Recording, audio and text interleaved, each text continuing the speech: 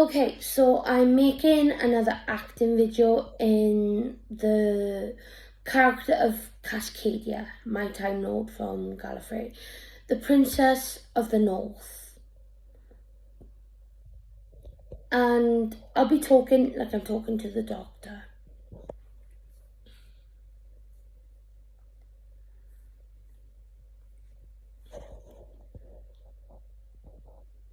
So, while we're trying to get through this door, Doctor, I've been thinking about you, and how much easier it's been for you, River. You've always been a Time Lord, really, haven't you? You always knew what you were. Let's just say it was different for me. When I opened that watch, nothing really changed. My dad, he passed it down to me, said it was like a family heirloom, something I had to look after, something I couldn't show anyone. But he had never had any children of his own. He had adopted me, and my identity hidden from me. Now, I know what you're thinking. Being a female, I should call myself a time lady or time girl, whatever. But I think Time Lord sounds much cooler. But did you ever think, Doctor, all those times where you would just break all your own rules? You said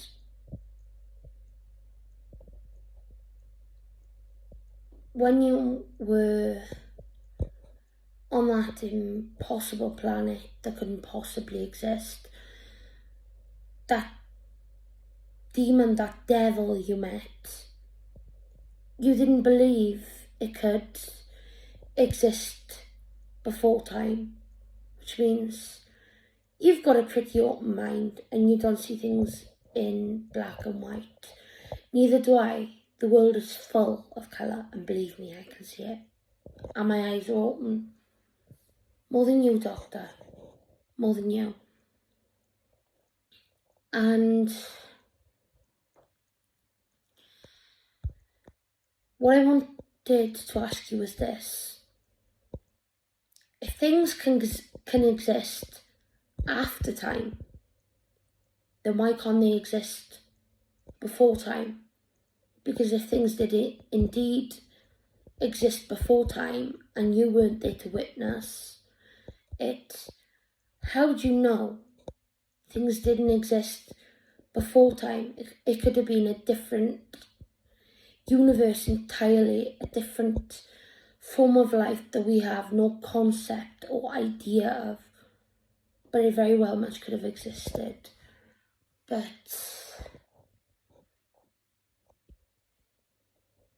I'm not gonna, just give you the answers to everything when you shouldn't know.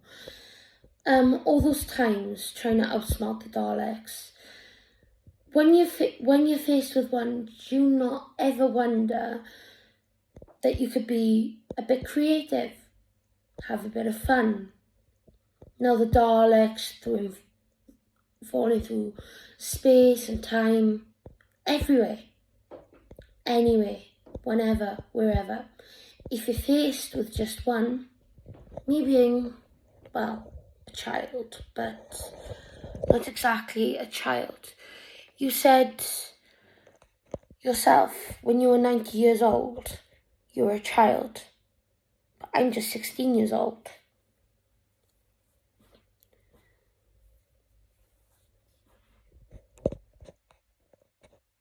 You were 90 years old, and I'm just 16. So, what does that make me to you, Doctor? What does that make me to you? A baby? I'm nowhere near half your age. Not even a quarter, but I've got to say, River had it pretty easy.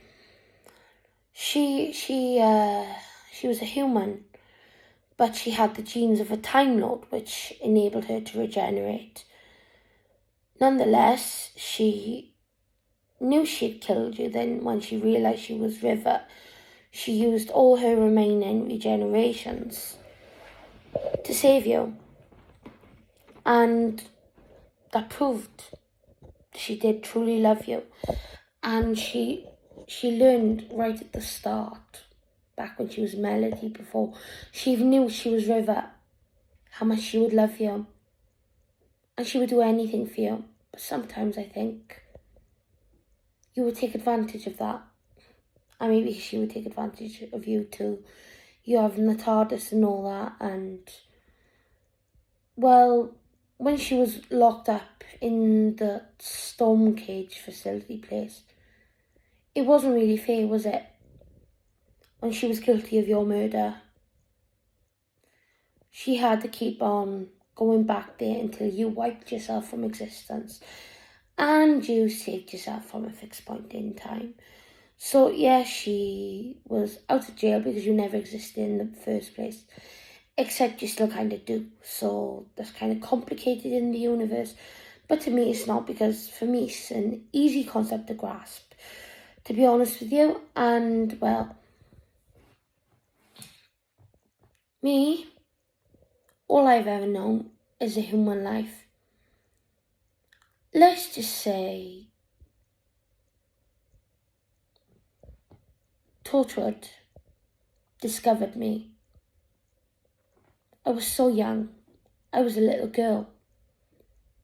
And there was this machine, the hydrofragmenter. You don't want to know what it is, Doctor, but I did. But I was such a young girl, very small. Wouldn't have been up to your legs in height. I'm still very short now. I mean, you can see that you're looking at me. So I was very small.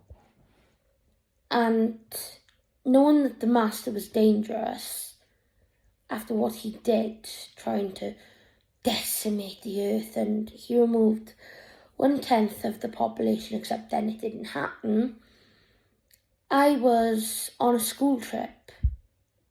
Human. Didn't know any different, did I? I was a child.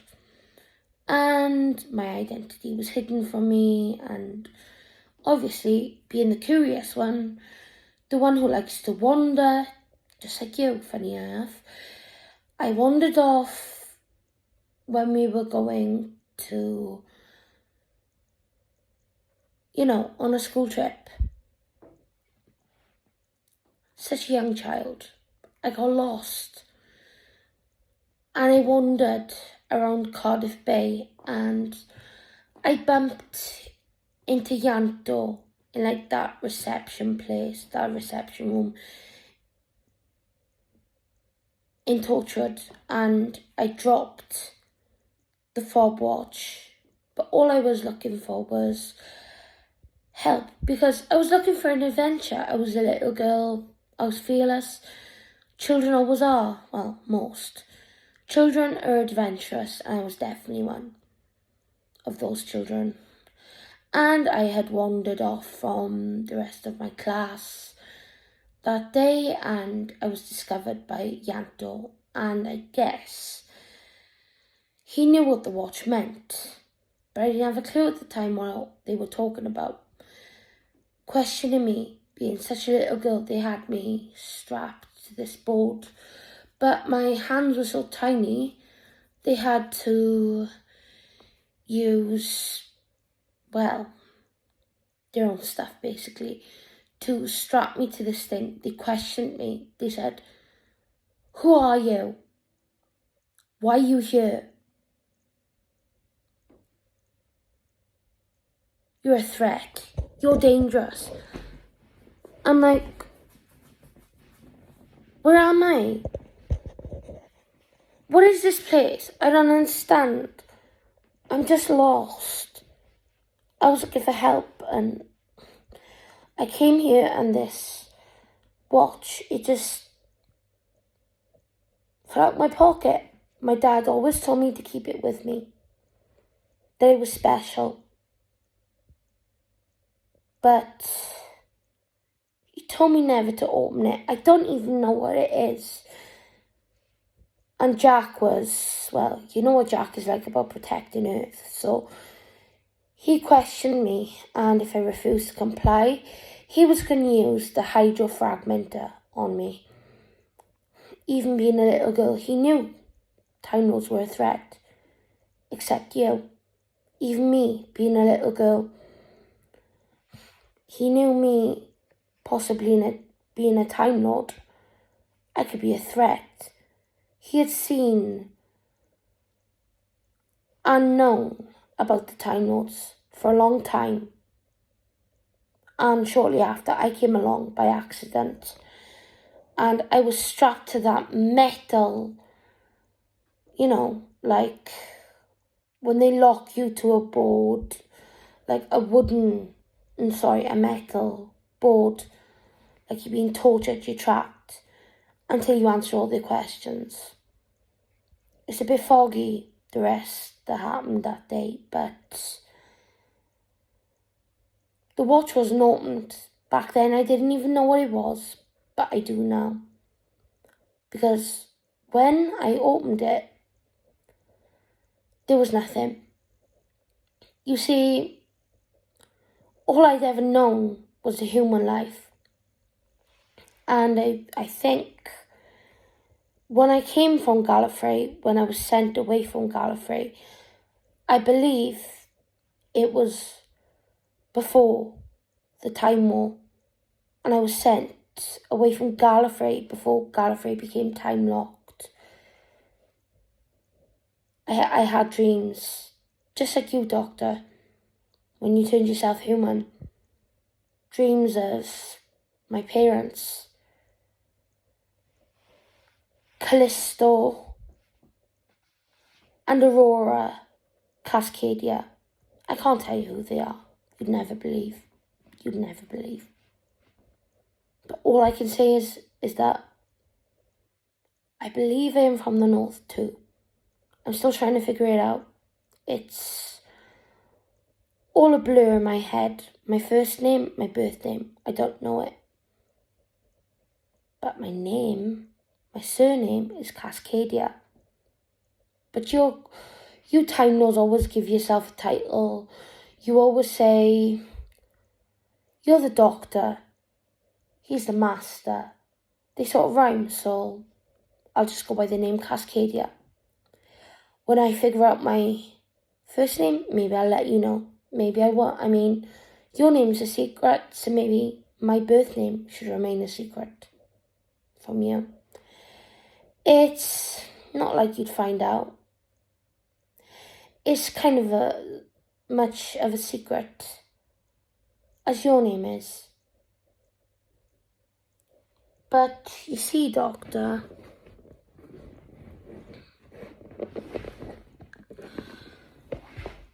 I also have a sonic screwdriver of my own, except I made it myself. But you have also made one yourself. I know that. But these are the colours of Gallifrey. Those Gallifreyan robes of the High Council of Gallifrey. Not all of them are good people, but I know the Time Lords are hated by a lot of people because of what they've done. But no one more than Rassilon. But my Sonic, it does wood, Doctor. In time, yours could too. But I'm not even, well, a quarter of your age yet. Yet I have twice the technology, possibly more, the answers to questions that you will never know. So this door we're trying to open, let me take care of it. It is wood after all, including the lock. Mine? Well, it works. Oh, what? I figured that out a long time ago. I always did wonder why I got A's at school. But that's just Time Lords in general, isn't it? Being a genius. But it's not nice to call yourself a genius because people will just think you've got a big head. But just ask yourself, Doctor, who would really accept you more than me? And River, you change, Doctor, you change.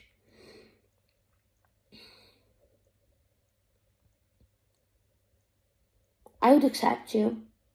I don't judge people. I never have. But when you change, you've had awkward romances with your human companions. But when you change, they find it hard to accept you, accept me. When you change, I know you're the same person. But when I regenerate, I don't change. And that's a choice. All I've ever known is a human life.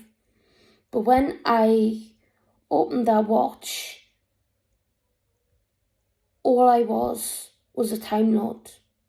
And I've got 2 hearts to prove it.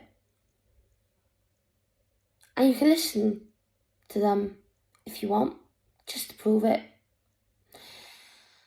But it was kind of heartbreaking for me because all I ever knew was a human life. And then I open the watch and all I am is pure Time Lord. No humanity, just a Time Lord. Another Time Lord just wandering the earth. And I have never felt so lost. But River, she was human, but she was also Time Lord because she had the genes of a Time Lord, which gave her the ability to regenerate. Sometimes I wish it was that way for me because all I had ever known was a human life. But when I opened that watch, there was nothing. I was just a Time Lord with no memories to go back to, no evil, but the Master. He or she, whatever they turn into, they're evil, but that's not their fault. The Time Lords did that to the Master, or Missy, made the Master who he is or who she was. And the never-ending drums, they never really left, did they? They never really left him. Or Missy. And she's evil, but it's not like she's got a choice. And, well, I know how to bring back River. I know how to bring back River, Doctor. If you think about it, as a Time Lord with everything pouring through your mind, you know that many things are possible. And if you can survive at a fixed point of your death in time and change it so you become alive, what makes you think the River can't come back? She's still in that virtual world now, but I've always said to myself, if River could come back into a physical life instead of that virtual world she's stuck in for now, you would always find a way to bring her back, and I know one day you would discover it for yourself. But being your wife, it's not for me to tell you. I'm sorry, but some things you have to figure out for yourself. Now, I know, it would be kind for me to tell you. It would be kind for me to tell you. But your relationship with River is none of my business. And if you want to bring her back, bring her back into a physical life, that's down to you. I've got all the answers. Answers to questions you will never know. Because you never ask those questions. You never think as deeply. You think fast. You think you have the whole universe on your shoulders or to deal with. But I feel the same way too. A duty to protect. But when you're faced with one Dalek, those little round things on a Dalek, the Dalekanium, you ever think when you're faced with one that you don't have to, die by extermination if there's just one? And you could have a bit of fun, like thinking in the mind of a child, having much more of an imagination than you will ever have. Well, it's quite simple really. I'll just tell you. You could climb on top of that Dalek. I mean, it's not like they can raise their weapons that high to exterminate you if there's only one of them, and if they use emergency temporal shift or whatever you call it these days, Doctor, they always find different words and they're always somehow one step ahead.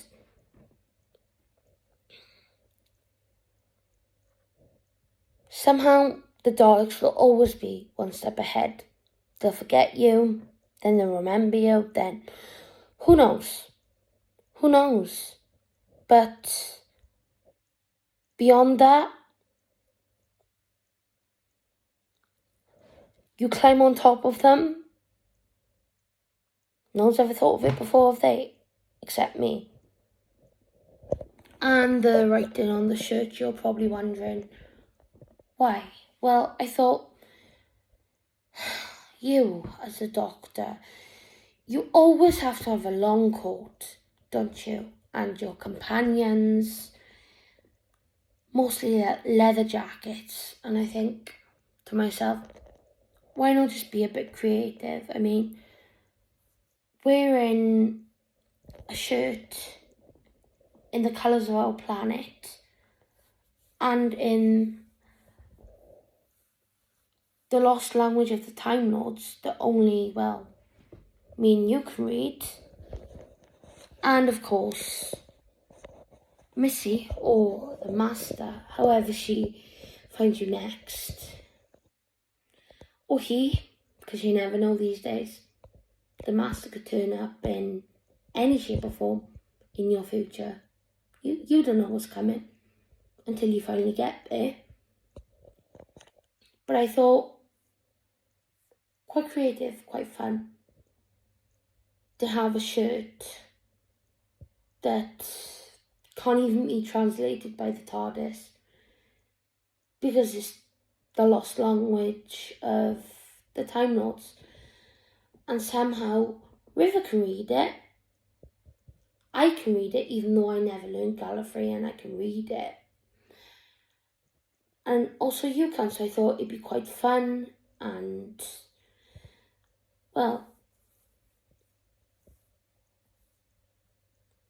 it also looks quite nice. The shapes represent us being Time Lords. This is our language, and in a way, I know we're hated. As Time Lords, I know we're hated. But, Doctor, I know. I already know that. But I'm not ashamed of where I came from, because I never chose to come from there. But, in a way, I'm proud to be a Time Lord. Because, not all of us are bad. Now, I know that you think me being a Time Lord, I'm your responsibility, but let's just say I have my own methods for travelling in time and space. If I want to. Yes. But it's a lot more fun. Something a child would think of. Like the imagination of a child is a lot more fun. Something you said about bouncing. I don't use a time vortex manipulator. I don't have a TARDIS, and I'm definitely not telling you what my ship is. You think me being a Time Lord means I'm your responsibility, but I'm not, Doctor. Just because you've saved the Earth for all these years, it doesn't mean that I'm a threat, that I'm your responsibility. When I become 18 on Earth, I'm an adult. And that means I can take responsibility for my own life, thank you very much. So,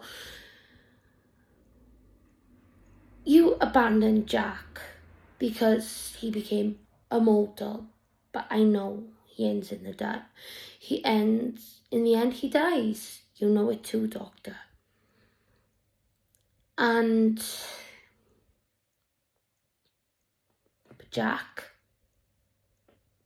as he is on Earth or wherever he is now, I think he knows himself one day he will die. But then that's kind of just messed up, really, isn't it? I mean, you were gonna save that.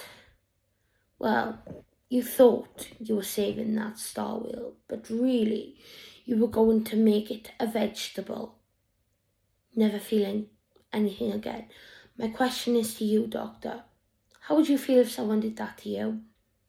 How would you feel? You said you were proud of your emotions, proud of your pain. But so am I. So what gives you the right to declare authority over humans? Yes, they tortured the Star Wheel, but they didn't know any different.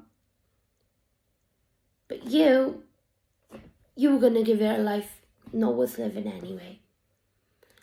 But Amelia took it upon herself to save the Star Wheel because she saw in the Star Wheel what she had seen in you. And she was right. But I've got to say, some of the things you've done, I really don't approve of. When you're defending yourself and you've got no other choice, that's fair. But I will not willingly take alien lives as easy as you seem to do it. I mean, yes, that time you stuck to Harriet Jones, I was proud of you, because those aliens, the Sycorax, they were leaving, and they had left, and Harriet Jones was wrong for killing them. But she was right about you in one way. You disappear, Doctor. You disappear. And she thought she was defending the Earth, and I can't argue with that, but she was wrong. And when you walked away, you were right. But she was right. You come and go, you're not always there. And they had to do everything they could to try and get you to Earth, where the Daleks were trying to wipe all life from creation. And the Daleks and Davros were going to be the only life forms in existence. Well, I thought about it myself, and it didn't take me some time to think about this one. But the Daleks being the only life forms in existence, what purpose would they have after that? Like you said, it's the ultimate in racial cleansing. Anything that isn't a Dalek is wrong to them. But after they had killed every life form in existence, in every alternate universe, every parallel universe, every form of creation, what would they do after that if they succeeded? They would just stop. If their function is to kill, if they've got rid of all life in the universe, had they succeeded, what would they have done then? I think they'd be pretty bored.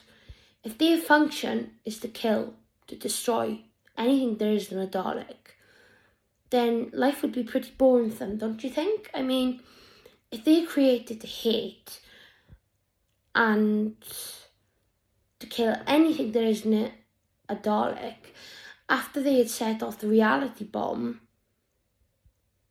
and everyone would be reduced to atoms, and then the atoms reduced to nothing, they'd have nothing left to kill, except maybe each other. And, well, when you think about it, it's kind of a purposeless life, being the only life form or species in existence. Kind of pointless. They go to planets to kill every form of life, even us. And humans alike. Anything there is in a Dalek is wrong. I know that much. I always have. But if they got rid of every form of life, they wouldn't have a purpose anymore. They'd have nothing to kill, because we'd all already be dead. So my question to you, Doctor, is, what would they do after that? My question to you, Doctor, is, what would they do after that? If they were the only life forms in existence and they were created to destroy anything there is in a Dalek, what would they do? Nothing. They would just be bored, because they wouldn't be killing anyone anymore. Anything or anyone. They wouldn't be killing anything anymore.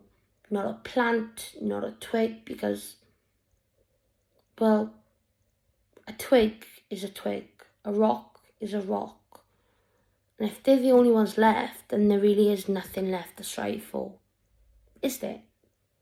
Just like upgrading to human point 2.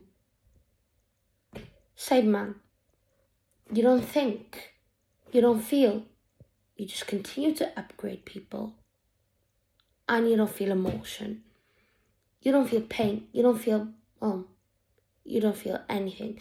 You just believe everyone should look the same. What a boring world that would be if everyone was the same. Don't you think, Doctor? Don't you think?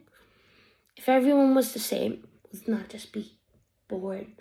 The fact that the world is so diverse, and there's life out there we haven't even discovered yet. Not even you, Doctor. Not even you.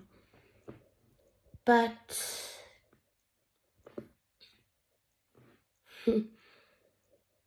I have some help on, well,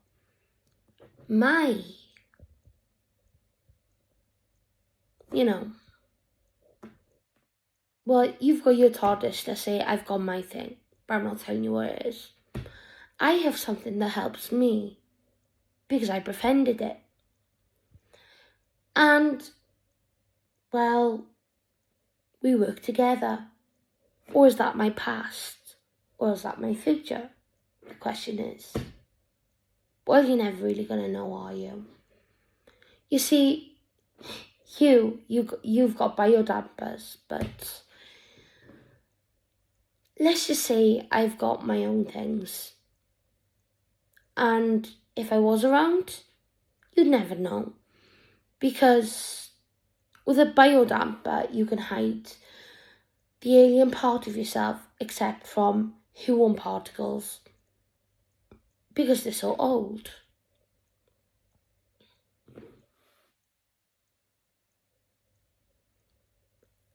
And Clara, Doctor, I know. Clara died, didn't she? But Clara's not dead. Not when you think about it. She entered your time stream, which means you could find her again. Find her anyway. She could be a Time Lord on Gallifrey. She could be a human under a different name. She could be everywhere and nowhere, all at the same time.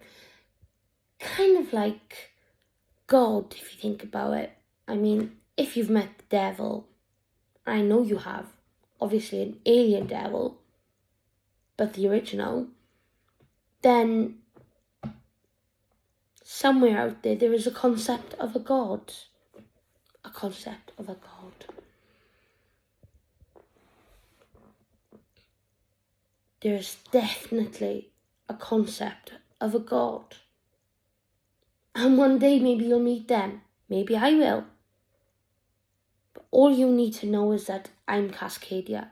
My human name, well, that's none of your business.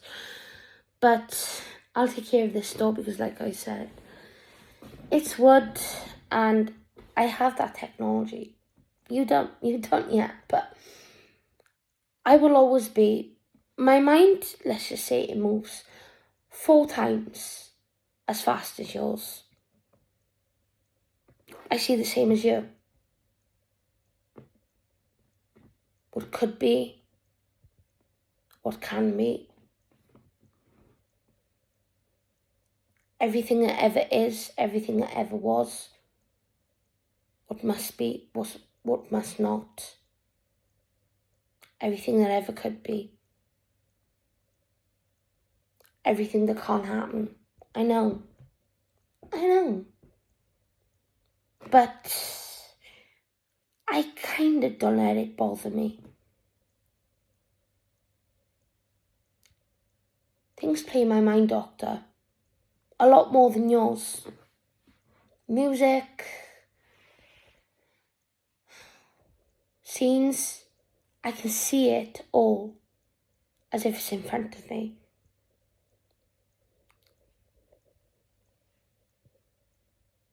And don't bother trying to erase my memories because I can counter you on that too. But the silence, yes, the silence was a revolution, Doctor. But killing them with no mercy. And, well, yes, they were trying to kill you, I get that, but have them all go extinct. Could you just ask yourself this? Even if they have done you wrong, could you really be happy with that? If they all end up dead, we don't know their alien name. They are the silence. It's a religious movement or order, but they are aliens. Aliens we can't remember. Except me. I'm the one exception to that rule. I see so much going through my mind, so much, that not even their appearance can slip through my mind. Or let's just say if it does, it comes and goes, but I don't really forget. Their appearance. I can see it even now. Even if it's a bit foggy sometimes, because you know what they're like. As soon as you look away, you can't remember. But even when I look away, sometimes I do. Sometimes I do see them. Their appearance in my mind as if they're right in front of me. I see them. I do. Don't ask me how. I don't know. But my mind moves so fast, Doctor. So fast. So much faster than yours ever will. But genocide, Doctor. I'm not ashamed of where I come from. I'm proud to be a Time Lord. And I've regenerated once. And It was cruel. I was 10 years old, Doctor. Just 10. My first regeneration, 10. I know. River had her first regeneration much younger. But for me, it was a test to see if I could regenerate. So, I guess the watch had to have opened for me to be able to regenerate, because while I was human, I wouldn't have had that ability to regenerate. Only River. Because she had that ability. But while my watch was closed, my fob-watch was closed, I couldn't regenerate. So it must have been with me when these people found me. I was 10 years old. I'd forgotten my memory, who I was. Then they gave me a name. But that name can never be said. That name is who I am. But I believe they shot me. They opened the watch and they shot me. Forced me to regenerate. To see if it was true. Because they had to know if I could regenerate. But all I had to do was, well, I could choose to die. At the young age of 10, I could choose to die, just like the master chose to die. But then he came back. But me,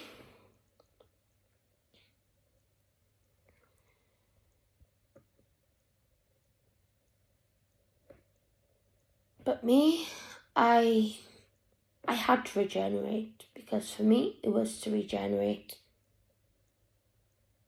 or die. That's what I was faced with. I had to choose whether I had to regenerate or die. So I chose to regenerate. But I didn't change.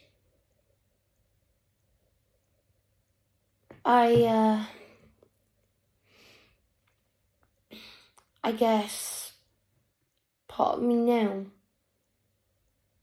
even though I had lost my memory at that time and I had no idea who I was, they were telling me I was a Time Lord. Just like you, Doctor. And you had your hand cut off Christmas Day when the Sycorax invaded, and, well, you siphoned off your regeneration into your hand. But me, when I regenerate, let's just say I cut off a foot. And then I know, mutilated myself. It's not a nice thought, is it, Doctor? But if you really don't want to change, and I don't want to change yet, like I said, all I've ever known is a human life. And back then, at only 10 years old, Doctor, that was only 6 years ago, I realised I didn't want to change. So I mutilated my foot, yes. I cut off my foot. Then came the regeneration energy for the first time. And it was a shock. It was a shock for me because I had no idea who I was. They were insisting I was a Time Lord. And losing my memory, I had no idea what a Time Lord was, but I knew to cut off my foot. Then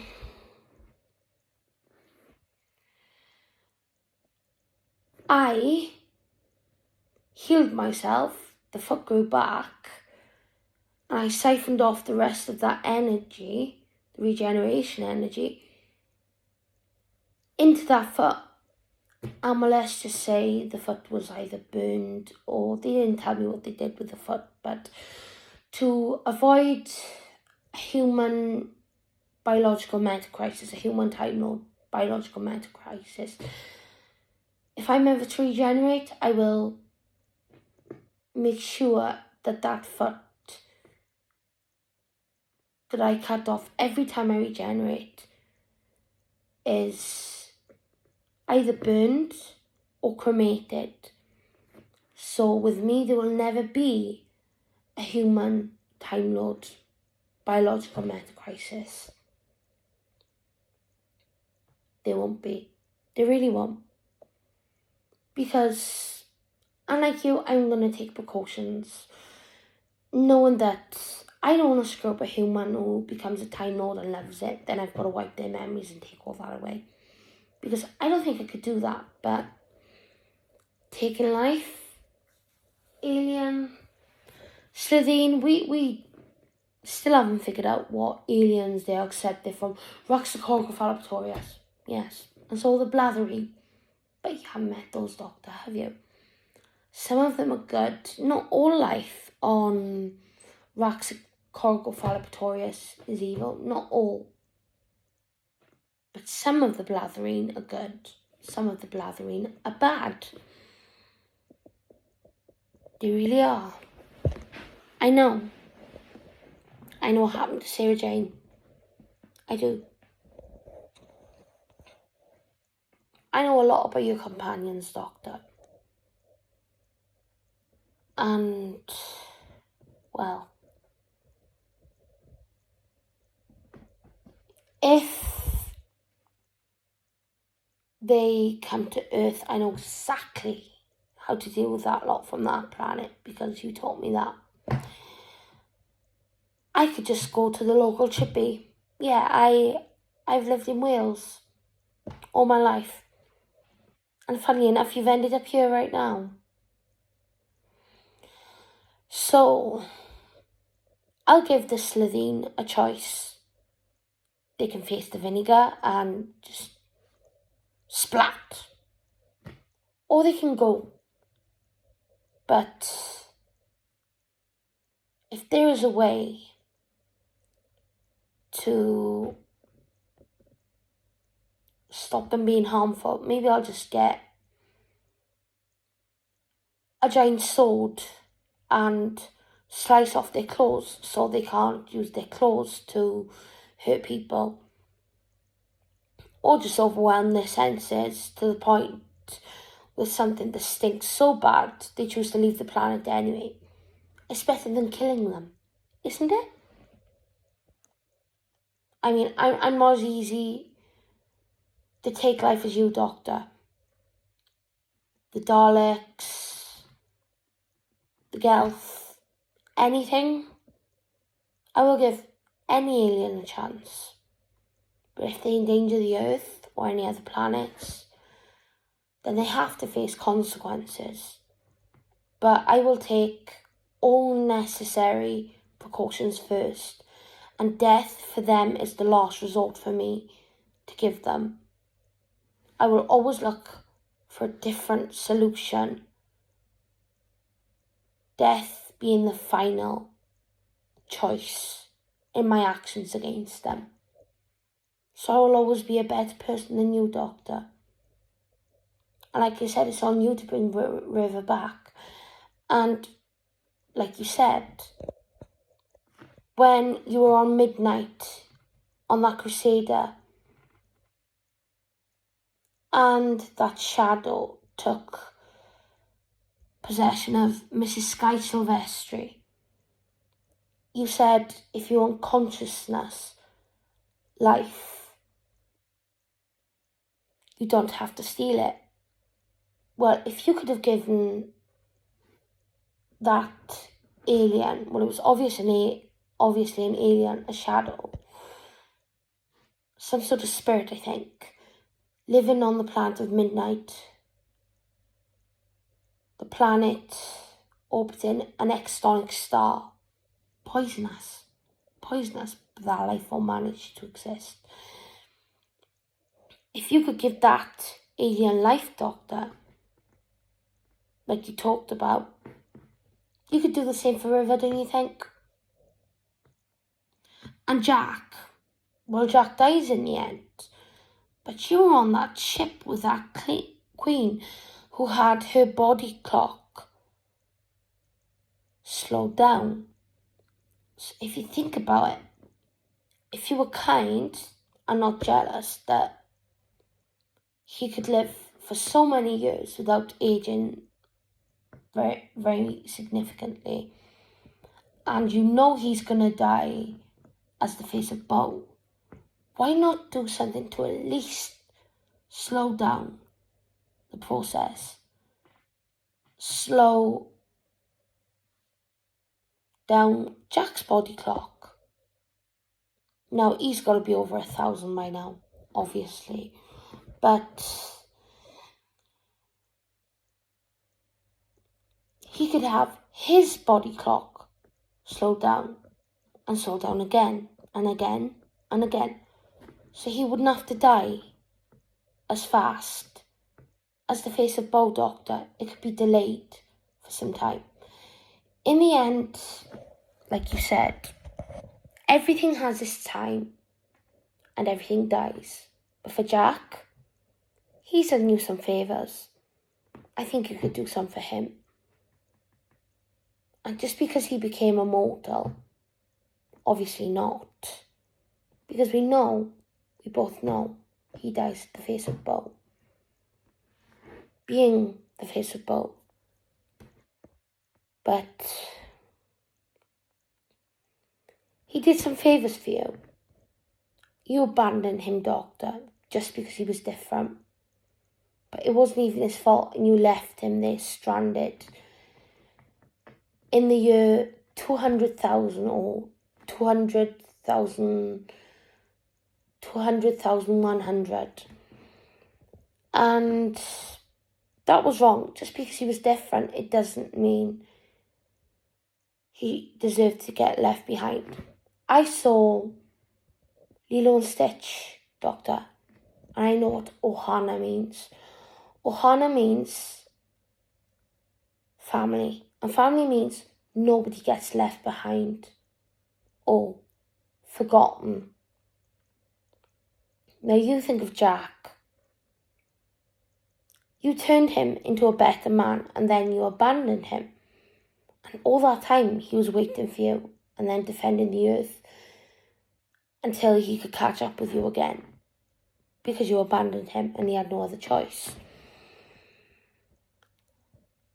He was saving the earth all that time, and just so you know, there's another immortal man now who could very well face the same fate as Jack. You know,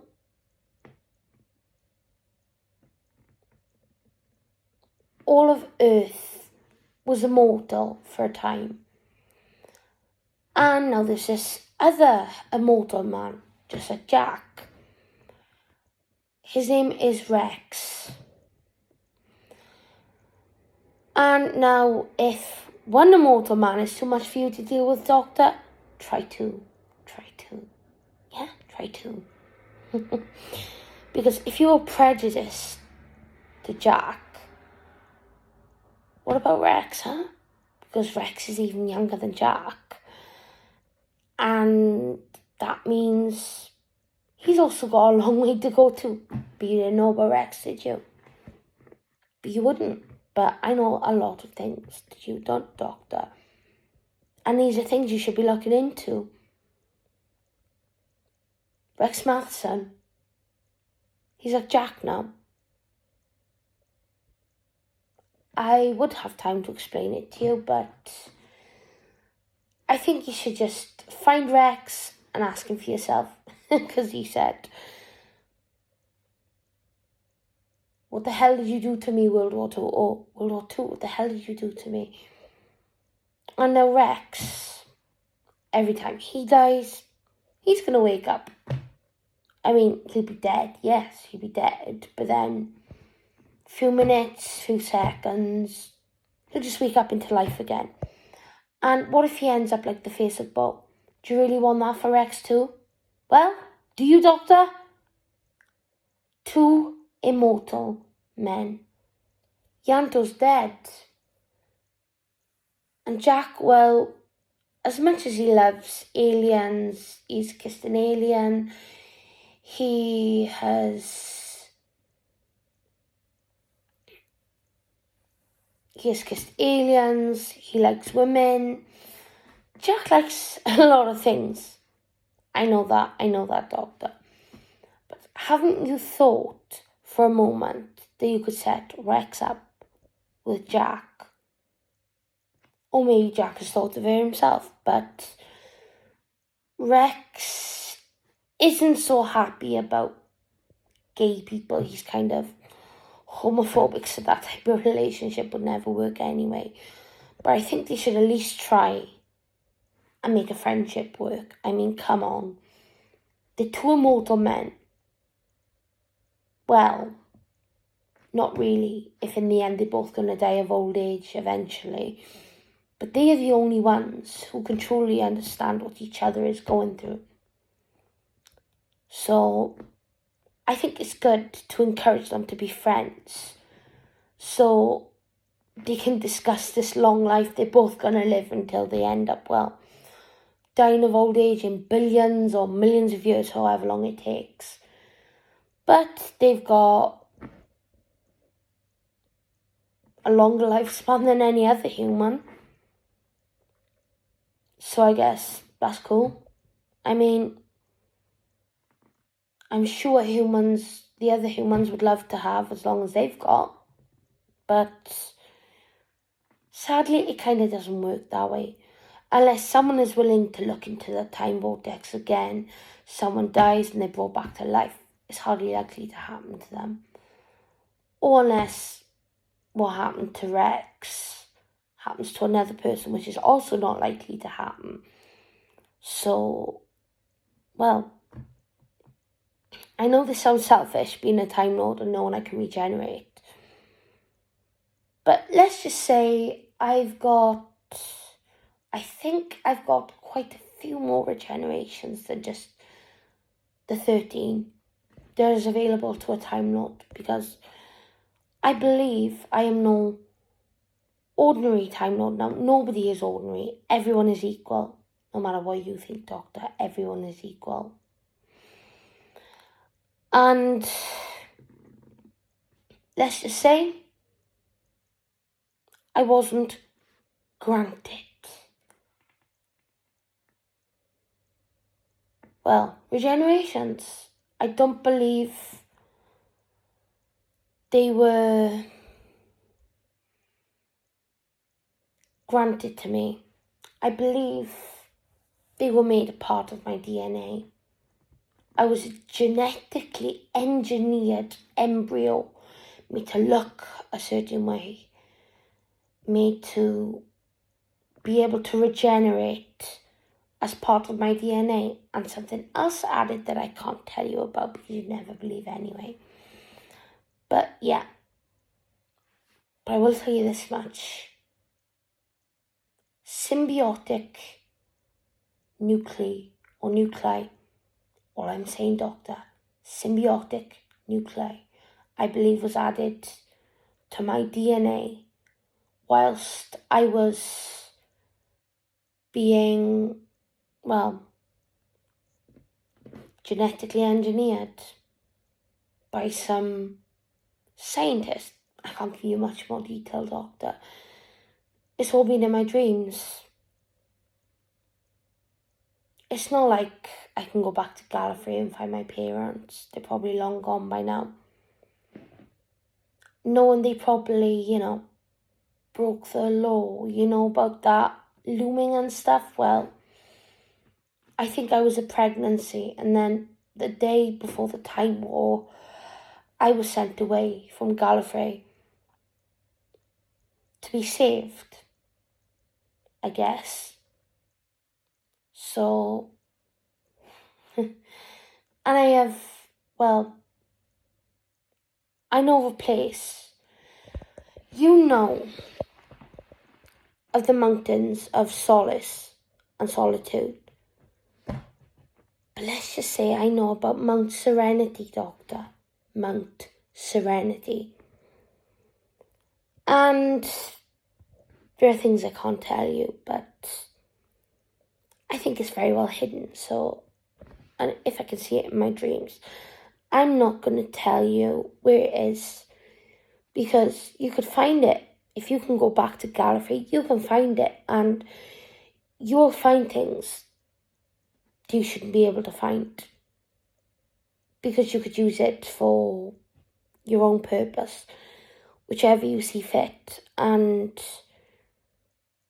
I don't believe that decision is yours to make. I didn't get a say in anything. I was just, made this way. And, well, I'm streets ahead of you, so they obviously did something right. But if my parents truly loved me, they wouldn't have had me genetically engineered. I believe they both had 2 hearts, so I would have had the ability to regenerate anyway. Unless, like you said, regenerations are granted. But under the circumstances of my families, from what I've seen in my dreams that are so vivid sometimes, I believe that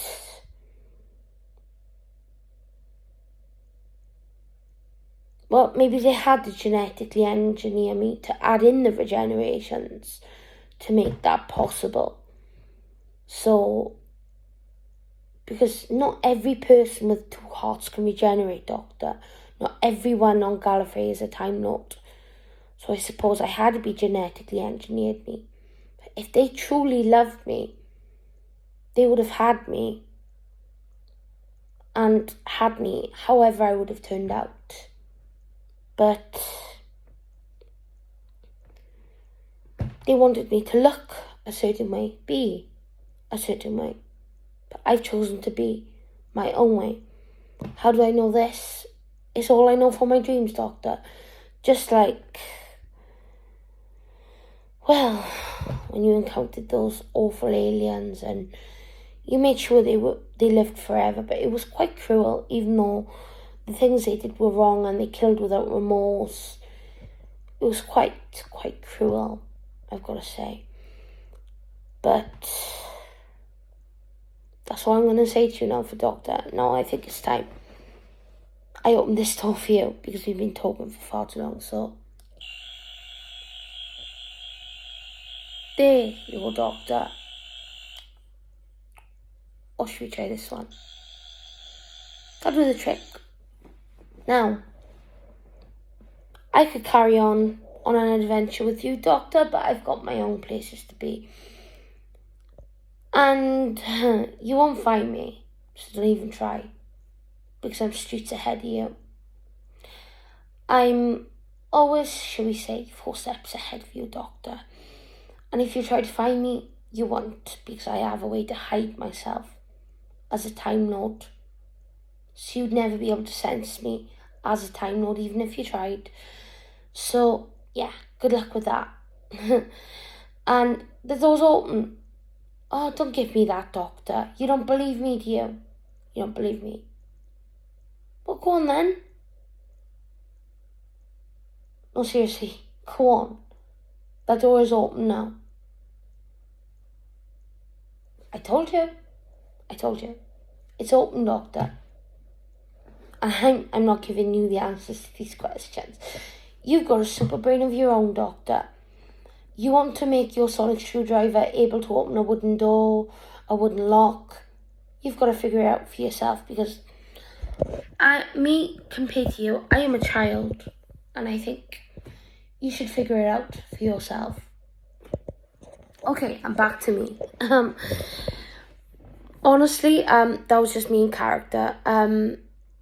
People say sometimes that I look between the ages of 17 and 20, but never 21. And some people last week thought I looked 13 to 14.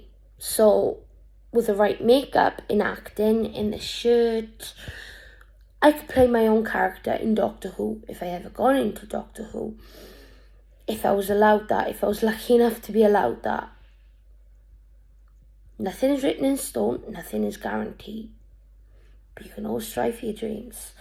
But that was acting, and I'm 26, not 16. But since I put makeup on once, right? All over my face. Didn't like it, but in the photo for my bus pass, I look 12. I look 12 or younger. So with the right makeup, I could possibly pass for younger than 16. So if my story is to be rewritten, my character for Doctor Who, then I could be 14, I could be 13, depending on how young the makeup makes me look. Because I'm just saying, when I had makeup for my bus pass a long time ago, I looked 12. 12 or younger, it was ridiculous. And I didn't like the way I looked, but with the right makeup, starting to get wrinkles a little bit, but the right makeup, pass for 16 easy. 14, possibly. 12, no, that's a bit of a push, isn't it? But, yeah, I can pass for younger than I am. People tell me that, so, yeah. That's why I decided I'd be 16, so I'd have a lot more to add. Like, I could go to Coal Hill School for sixth form and help Charlie and, you know, the guys from BBC Class deal with the aliens there as a Time Lord. And I'd be like, oh, so you're a prince? Well, mate, I'm a princess myself. So let's not get into an argument about who is in charge of the other. Let's just be a team, yeah? Because you're older than me now, obviously, but we can still work together. Unless you've all finished school already. But I'm not going to say it's my duty to protect the earth, so I decided to come here for sixth form. Now that I'm 16, I guess I can do classes in sixth form and be with you guys. How cool, huh?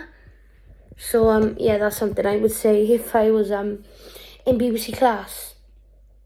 I mean, they didn't have many viewers, but I thought Class was very creative. I mean, come on. A confessing asteroid, an asteroid that makes you tell the truth. The urn ended up in someone's brain to torture them if they refused the orders of a prince. The Shadow King, genius idea, all I'm saying.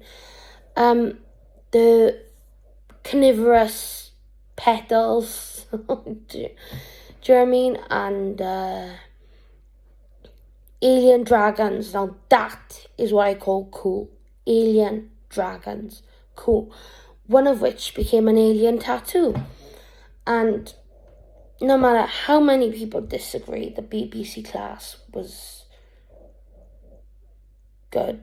They disagree that it was good with me. I reckon it was good because the aliens had a lot of imagination, not to mention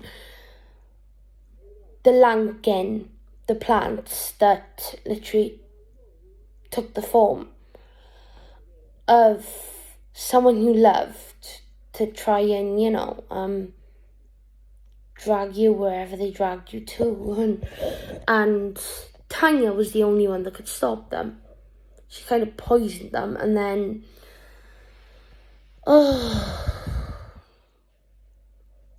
can't remember her name, but that teacher, she hit it with a double-decker bus, and then it retreated through the cracks in time or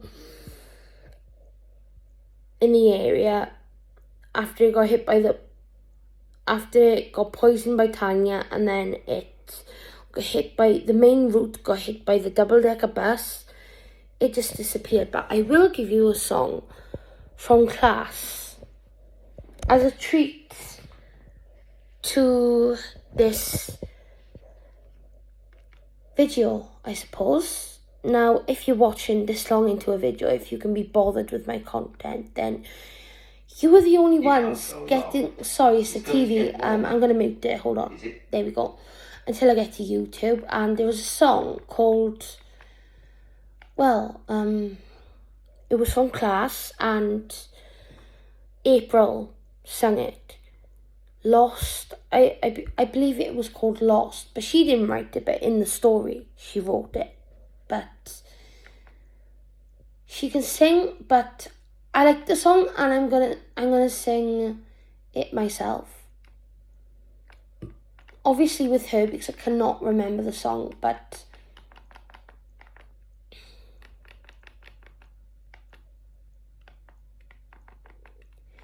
it's like a folk song. I'm searching for it now.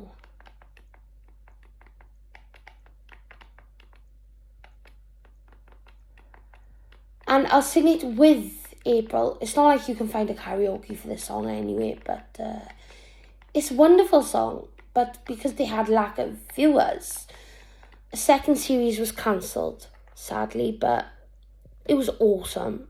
Oh, here we go. The Lost. It was called The Lost, so I wasn't far off, but I'll turn the singer down, so I'll sing it for you. Hold on. Oh, I got a survey on YouTube, lucky me. So I can skip survey and go straight to the song. Here's a song for the lost. Here is a song for the unreturned. Here is a song for all of us who stepped away from home.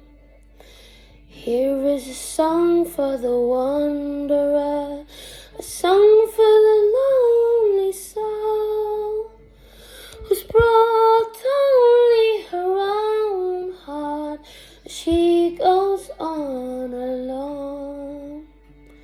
The world is full of the unreturned,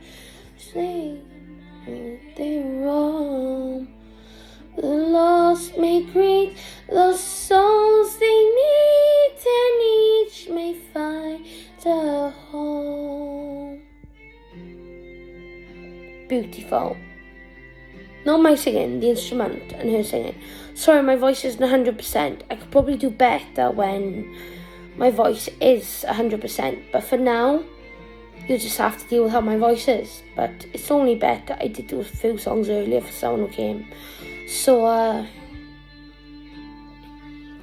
voice obviously needs rest, but I'll still do this song for you.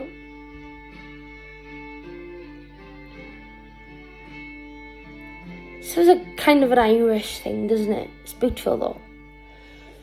Hope it's able that you, wherever you may go, to share your heart and never parts, and in it find a home. To share your heart and never parts, and in it find a home. So that wasn't perfect, but when my vocals are better, they are class, I think, like BBC class. That was meant to be a pun or a joke, but yeah. I know that wasn't perfect, but in time, if I can find a karaoke, I will definitely do that song as a cover, because that song is amazing. Seriously amazing. As short as it is, it's beautiful. So, yeah, brilliant. Anyway, thank you, and bye. I'm going to leave the song, the video go to at least 1 hour 14 minutes, because, well, the number 13 to me is unlucky. So, except when it came to Jodie Whittaker being the 13th Doctor, she did a brilliant job, but I stand by what I'm saying, and when this goes to 1 hour 14 seconds, I will end it. The video, I mean. Here we go. Oh! See you guys. Bye. Thank you.